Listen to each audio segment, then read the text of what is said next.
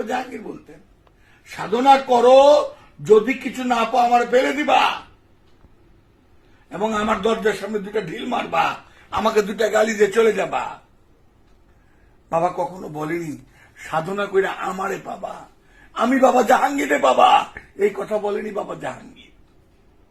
সাধনা করে দেখো বাবা জাহাঙ্গীর কে, এটা বলেনি, বাবা জাহাঙ্গীরে বাবা দেখো সত্যের ধোঁয়া মাত্র আছে কিনা, ধোঁয়া।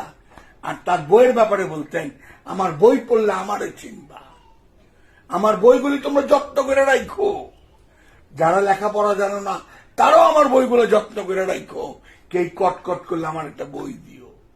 এই ভক্ত যারা লেখাপড়া জানে না তাদের জন্য সে মেমোরি কার্ড তৈরি করলেন, সেই বই পড়ায়া পড়ায় রেকর্ড করলেন।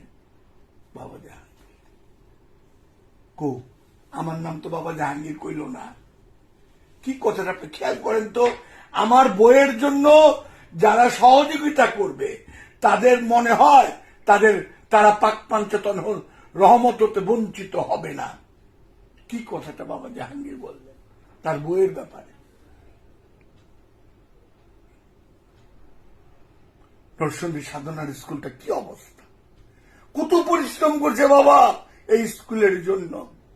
আমি নাহিদ কিছু করতে পারিনি তো, কারণ আমি নাহিদ নিজের নিয়ে ব্যস্ত।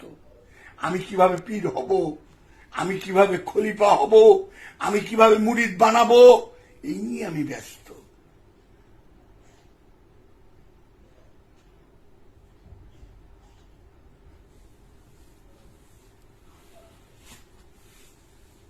দয়াল বাবা জাহাঙ্গীর, দয়াল।